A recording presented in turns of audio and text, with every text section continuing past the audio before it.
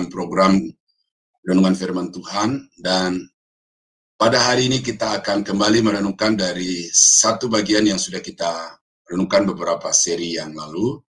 Namun sebelumnya mari kita tunduk kepala, kita berdoa. Bapa di surga, kami berterima kasih karena Tuhan sudah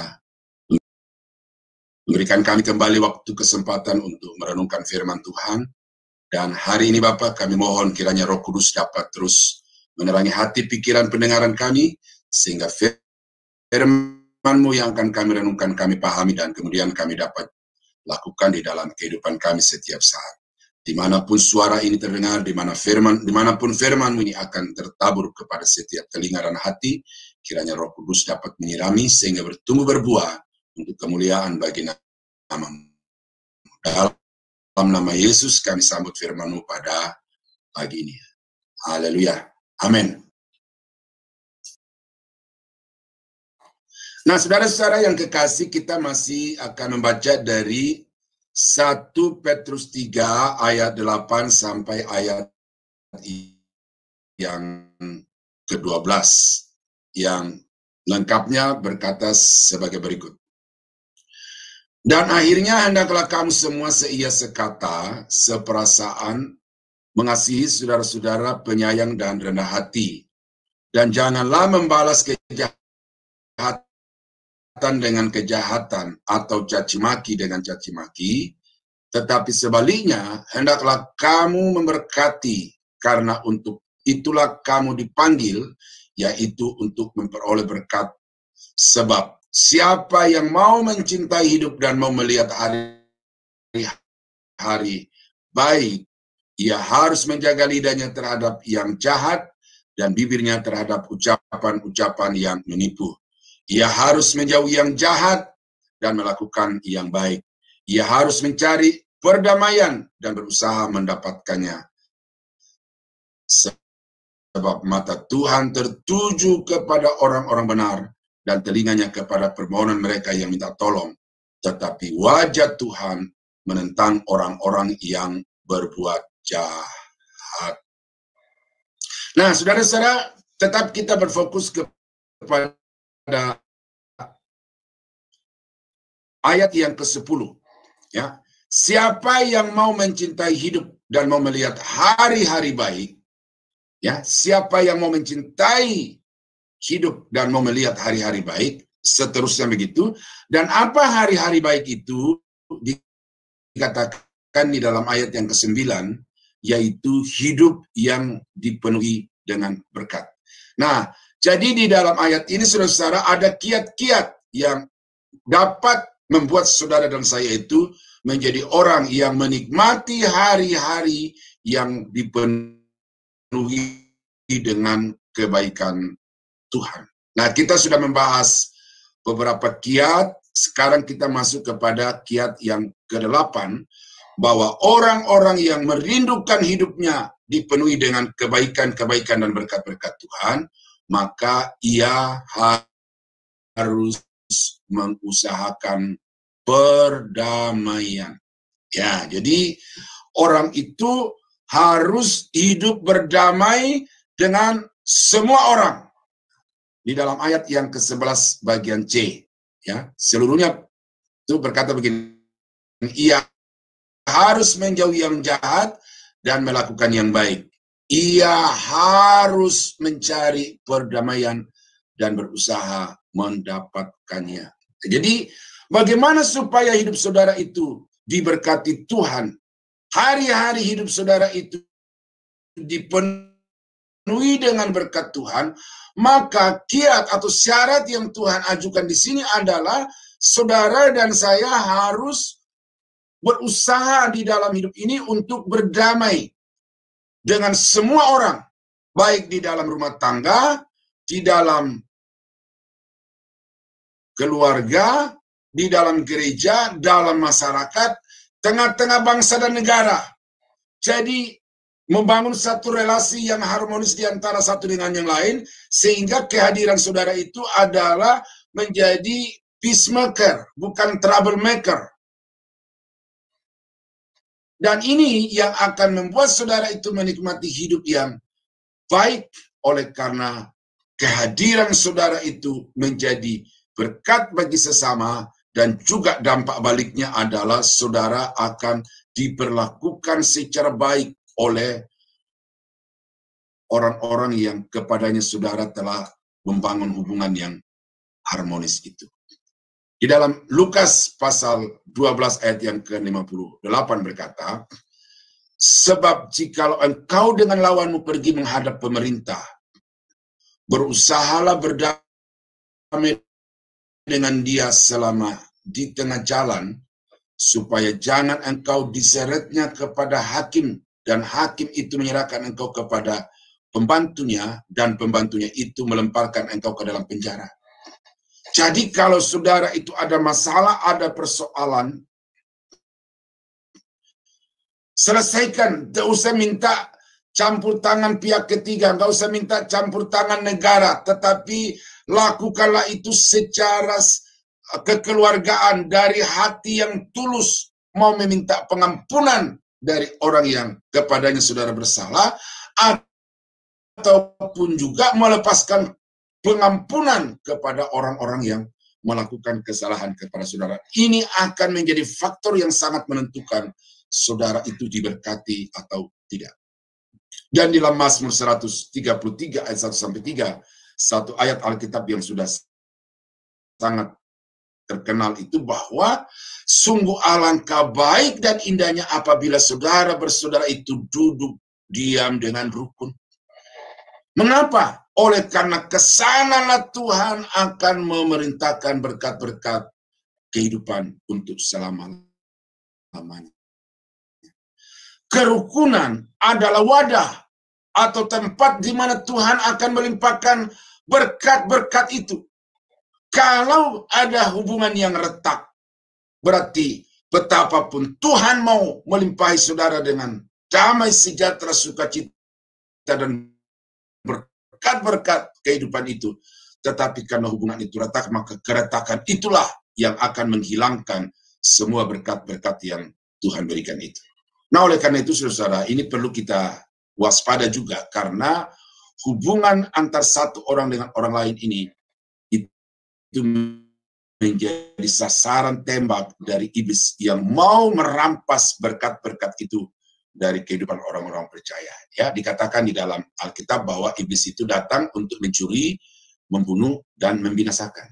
Hidup saudara akan dirongrong. Sesungguhnya Tuhan berjanji akan memberkati saudara, tetapi iblis akan datang untuk mencuri, merongrong semua itu dari saudara. Dan apa cara yang dipakai iblis untuk merongrong berkat-berkat itu dari saudara adalah dengan merusak hubungan saudara dengan sesama. Dalam rumah tangga saja dulu. Hubungan orang tua dengan anak dirusak oleh iblis. Hubungan suami dan istri itu dirusak oleh iblis. Di dalam keluarga, antar satu keluarga dengan rumah tangga yang lain itu diacak-acak oleh iblis, sehingga di dalam keluarga itu terjadi disharmonis. Dalam gereja juga begitu. Iblis akan berusaha untuk memecah belah gereja, dan karena itu gereja tidak diberkati. Nah, saudara-saudara, karena itu maka kiat yang ke-8 dari 1 Petrus 3 ini untuk saudara bisa menikmati hari-hari yang penuh dengan berkat Tuhan, maka jadilah orang-orang yang selalu menciptakan kerukunan, kedamaian di antara sesama umat manusia. Nah, kiat yang ke-9 atau yang kedua hari ini adalah hidup dalam kebenaran. Terdapat di dalam ayat yang ke-12a. Sebab mata Tuhan tertuju kepada orang-orang benar. Apa arti mata Tuhan tertuju? Artinya Tuhan memperhatikan, Tuhan memperdulikan. Apa masalah, apa persoalan di dalam diri orang-orang benar itu dipantau, diperdulikan oleh Tuhan, dan akan diberikan berkat-berkat, akan diberikan kemenangan-kemenangan, dan akan diberikan kedamaian, sehingga seluruh aspek kehidupan orang benar itu akan terasa sebagai berkat-berkat yang dari Tuhan. Untuk itulah kamu dipanggil, yaitu untuk memperoleh berkat. Karena itu, siapa yang mencintai hidup dan melihat hari-hari yang penuh dengan kebaikan, maka ia harus senantiasa hidup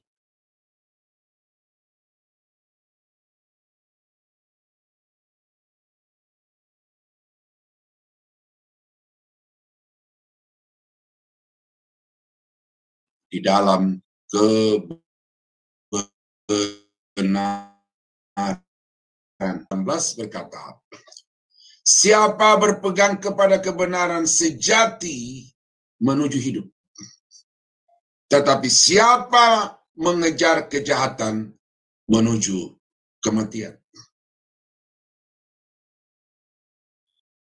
Jadi jelas di sini, Sulaiman memberikan satu rumusan hidup yang penuh dengan berkat, hidup yang penuh dengan kebaikan adalah berpegang teguh kepada kebenaran sejati. Nah, apa kebenaran sejati itu? Menurut iman Kristen tidak lain adalah Alkitab. Jadi orang-orang yang di dalam hidupnya senantiasa menjadikan Alkitab itu sebagai pedoman tuntunan kehidupan, baik di dalam beriman kepada Tuhan, melayani Tuhan, dalam berumah tangga, bermasyarakat, dan juga di dalam beraktivitas, berkarir, maka orang-orang itulah yang akan menikmati hidup yang penuh dengan kebaikan. Itu Salomo. Dan di dalam pasal yang lain, pasal 14 ayat yang ke-32 dari kitab Amsal, orang fasik dirobohkan karena kejahatannya, tetapi orang benar, tetapi orang yang hidup benar di dalam Tuhan mendapat perlindungan karena ketulusannya. Jadi orang benar di sini dapat juga diberikan satu kisi-kisinya, yaitu tulus di dalam melakukan segala sesuatu. Berpegang teguh kepada kebenaran tadi itu satu sisi yang lain. Tetapi kemudian ada orang yang kemudian melakukan firman Allah, taat kepada firman Allah, setia berbakti, tetapi motivasinya adalah supaya diberkati Tuhan. Akhirnya mau hidup dalam kebenaran tetapi tidak ada ketulusan. Karena apa? Mau membaktikan hidupnya kepada Tuhan hanya bertujuan untuk mendapatkan berkat-berkat dari Tuhan. Ketulusannya tidak ada. Tetapi di dalam Amsal pasal 14:32, bahwa orang yang benar adalah orang yang tulus. Berbakti kepada Tuhan dengan tulus, mengiring Tuhan dengan tulus, berbuat sesuatu kepada orang lain dengan tulus, memberi dengan tulus, tanpa ada embel-embel atau maksud-maksud untuk mendapatkan sesuatu dari apa yang dia lakukan itu.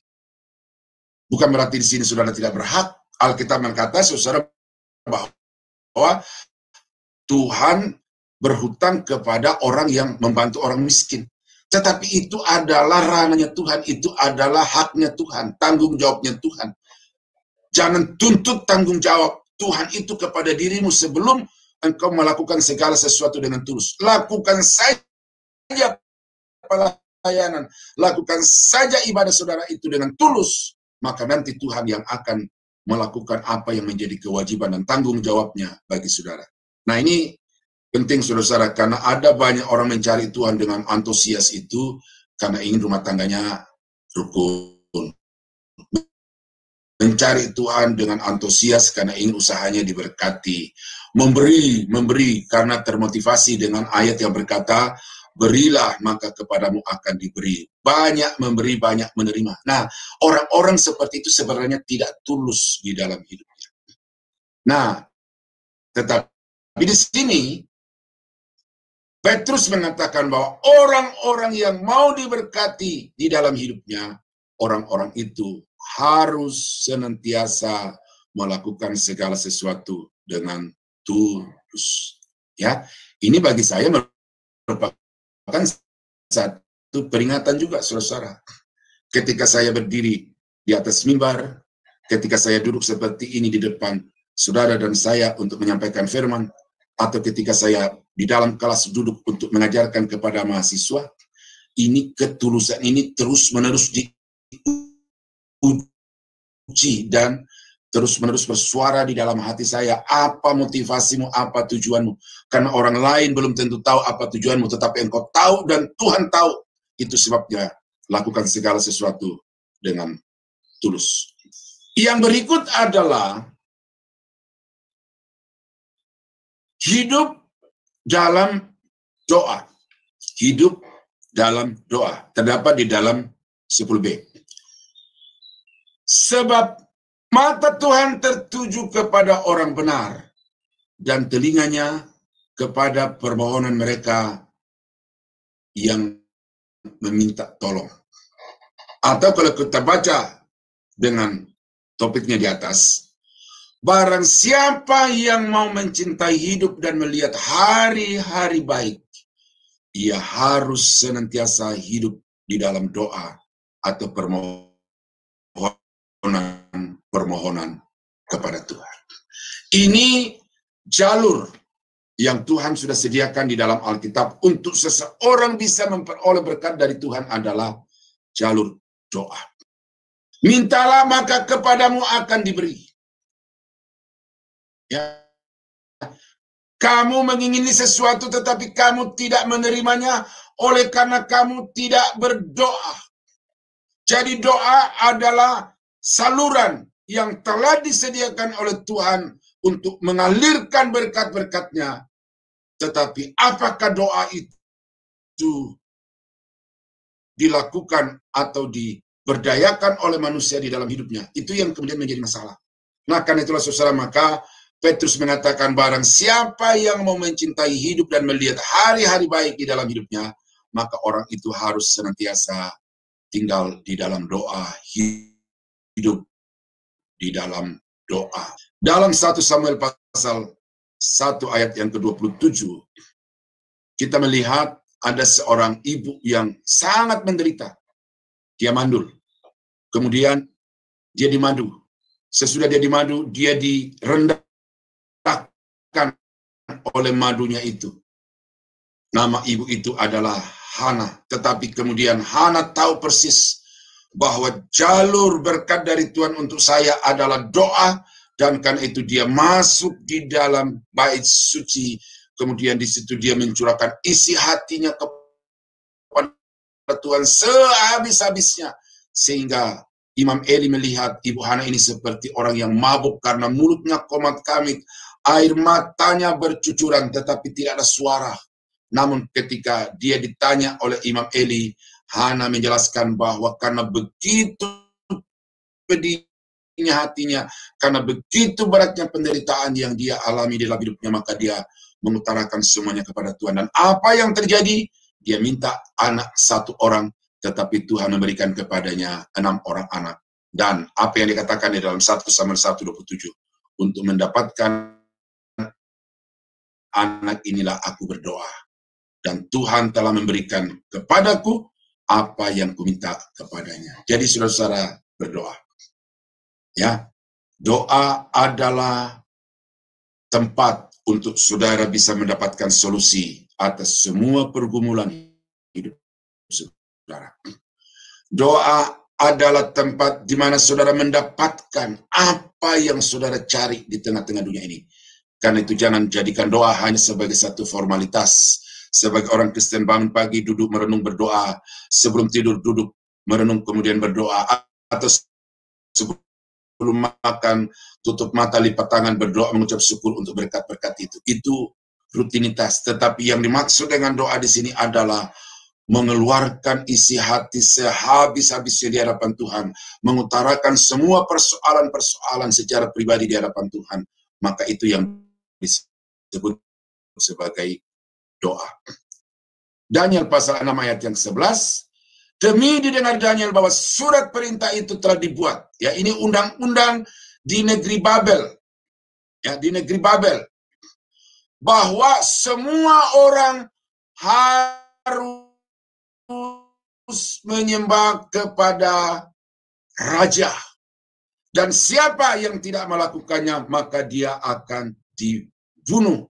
Dan itu disahkan secara undang-undang di parlemen, lalu juga dicap oleh raja, artinya bahwa undang undang-undang itu merupakan hasil kesepakatan antara wakil rakyat dan juga oleh raja sendiri, sehingga itu mengikat semua orang, baik rakyat maupun pemerintah, dan tidak ada yang bisa menggagalkan keputusan yang sudah ditetapkan itu. Tetapi keputusan itu adalah keputusan licik untuk memperangkap Daniel agar Daniel bisa disingkirkan dari jabatannya sebagai menteri koordinator. Nah, lalu apa yang dilakukan Daniel ketika undang-undang itu telah disahkan? Demi didengar, pergilah ia ke rumahnya, pulang dari kantor, pulang dari parlemen itu, atau pulang dari istana raja itu ke rumahnya. Dalam kamar atasnya ada tingkap-tingkap yang terbuka ke arah Yerusalem. 3 kali sehari ia berdoa seperti yang biasa dilakukannya. Ya, yang saya mau angkat di sini bukan 3 kali sehari dia berdoa. Itu pun juga penting. Tetapi yang sangat penting di dalam ini adalah seperti yang biasa dilakukannya. Artinya bahwa Daniel berdoa bukan karena ada masalah, bukan karena posisinya terancam, bukan karena nyawanya terancam. Tetapi doa bagi Daniel itu adalah sesuatu yang memang merupakan kehidupannya, karena dia sadar bahwa tanpa Tuhan campur tangan di dalam kehidupannya, maka apapun yang dia lakukan akan sia-sia. Karena itu maka Daniel, baik di dalam keadaan susah maupun dalam keadaan senang, dalam keadaan bermasalah atau tidak bermasalah, Daniel berdoa senantiasa kepada Tuhan. Karena memang itulah syarat rahasia untuk seseorang berhasil di dalam kehidupannya. Nah, jadi saudara-saudaraku yang terkasih di dalam Tuhan, mari kita hidupkan kehidupan doa itu di dalam kehidupan kita. Kita betul-betul mencurahkan semua isi hati, rencana, pikiran kita kepadanya, maka Tuhan akan memberkati dan memenuhi hari-hari hidup kita itu dengan kebaikan-kebaikan. Nah, itu saudara-saudara 10 hal yang menjadi rahasia untuk saudara menikmati hari-hari hidup yang diberkati Tuhan. Dan yang keempat terakhir hari ini adalah usahakanlah perdamaian. Ya, hiduplah di dalam kebenaran, senantiasa hidup di dalam doa. Maka dengan itu saudara akan diberkati Tuhan. Nah, kiranya Tuhan memberkati saudara. Mari kita tunduk kepala dan kita berdoa. Bapa di surga, terima kasih karena kami sudah membahas atau sudah mendapatkan berkat dari 1 Petrus 3 ayat 8-12. Dan secara khusus pada hari ini kami sudah diingatkan bahwa untuk kami dapat diberkati oleh Tuhan, maka kami harus hidup damai dengan semua orang. Kami harus hidup di dalam kebenaran, dan kami harus senantiasa berdoa, menggantungkan segenap kehidupan kami kepadamu. Bapa, materikan firman-Mu ini di dalam hati umat-Mu, supaya dimanapun mereka berada, apapun yang mereka harapkan terjadi dalam hidup mereka untuk yang baik itu, maka itu mereka dapat nikmati sebagai penggenapan dari janji-janji Tuhan. Tetapi ajar mereka juga senantiasa ya Tuhan, untuk selalu melakukan perintah-perintah yang Tuhan sudah ajarkan melalui firman-Mu, dan khusus melalui beberapa seri firman dari 1 Petrus 3 ayat 8-12. Terima kasih Bapa, dalam nama Yesus hamba berdoa mengucap syukur. Haleluya. Amin.